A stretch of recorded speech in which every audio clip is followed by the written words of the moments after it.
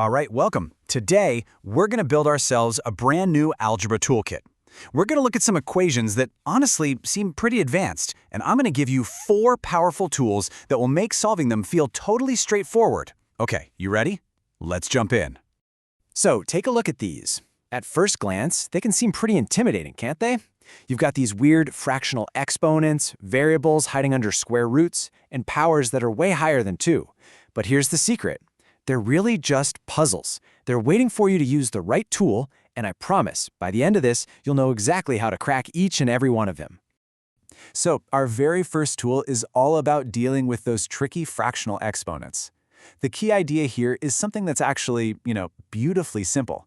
It's all about the power of the reciprocal. Okay, so what is a rational exponent? Don't let the fancy name fool you. It's literally just an exponent that's a fraction. And as you can see, the top number, that's the numerator, that's your power. And the bottom number, the denominator, that's your root.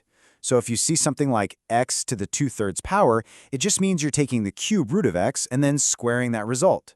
Simple as that. Now, the strategy here is incredibly direct, which I love. First, you just get that term with the fraction exponent all by itself on one side. Then, and here's the magic move, you raise both sides of the equation to the reciprocal of that exponent. And why does that work? Well, because any number multiplied by its reciprocal is just 1, so it totally cancels out that tricky exponent on your variable. It's brilliant. Let's put this tool to the test. We'll use that very first problem from our intro. We've got x to the power of 5/4 equals 32. Now, notice the variable term is already isolated, so we are good to go for that key move. Okay, so the reciprocal of 5/4 is just 4/5. We just flip it. So we raise both sides to the 4/5 power. Now look what happens. On the left, those exponents just cancel each other out, leaving us with a plain old x. And on the right, we've got 32 to the power of 4/5. And this is where it all comes together so nicely. Let's go back to our definition. The denominator is the root. So we take the 5th root of 32, which is 2. Easy enough. Then we apply the numerator, which is the power. So 2 to the 4th power is 16. And that's it. We've solved it. See? Not so scary after all. All right, tool number 1 is in the toolkit. Let's move on to our next one. This is for radical equations. The ones with variables hiding out under a root symbol. For these, we've got a little mantra. Isolate, eliminate, and, this is the most important part, check. So the process is going to look kind of familiar at first. You get the radical all by itself, then you square both sides to make that root symbol disappear. After that, you just solve whatever's left. But that 4th step, trust me, it is absolutely non-negotiable. You have to check your answers in the original equation. Let's dig into why. So here's the crucial idea, this concept of extraneous solutions. And no, these aren't mistakes that you made. They're these extra fake answers that can pop into existence because we squared both sides. It's kind of a weird side effect of the method itself, which means that checking our work is the only way we can find and get rid of them. This slide just shows it all perfectly. So on the left, we do the algebra. We solve it and we get 2 potential solutions, 3 and -5. But now look at the check on the right. When we plug 3 back into the original equation, we get the square root of 9 equals 3. Yep, that's true. Perfect. But when we plug in -5, we get the square root of 25 equals -5. And that is not true. The principal square root of 25 is +5. So -5 is one of those extraneous solutions. We throw it out and our only real answer is 3. On to tool number 3 in our kit, absolute value equations. I like to think of these as 2-path problems, because once you set them up, you literally have to go down 2 separate roads to find all the answers. But first, what even is absolute value? It's really simple. It's just how far a number is from 0 on the number line. That's it. So if you're standing at -5, your distance from 0 is 5. If you're at +5, your distance is also 5. The key is that distance can't be negative, so the absolute value is always positive. So here it is, the core strategy.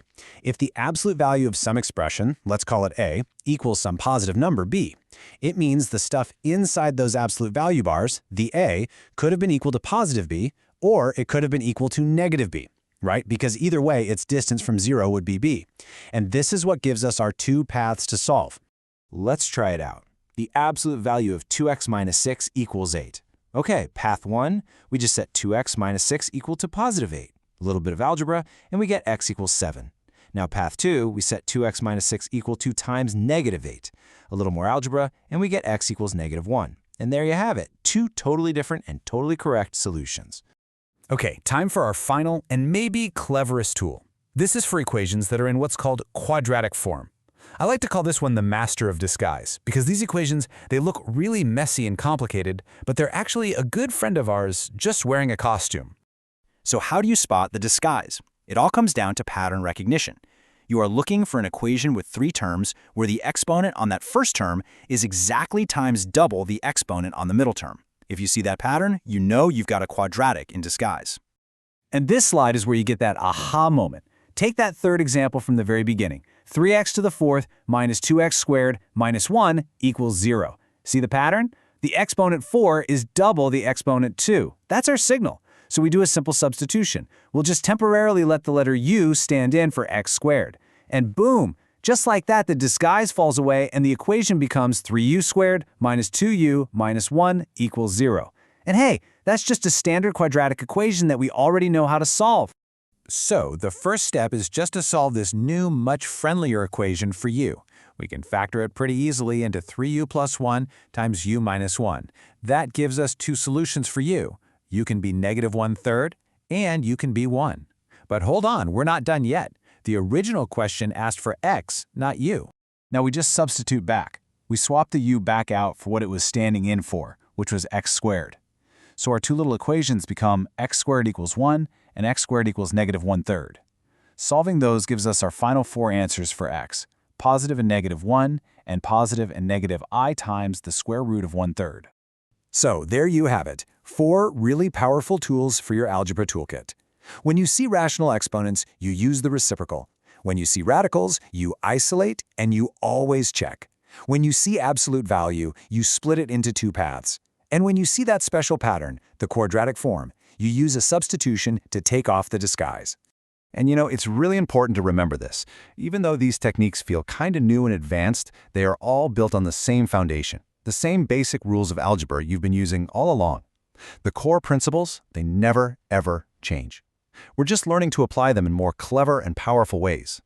Because at the end of the day, getting good at math isn't just about grinding out the right answer. It's about looking at a problem, really seeing a structure, and knowing exactly which tool from your kit is the right one for the job. So, with these new tools in your hand, what puzzle will you go out and solve next?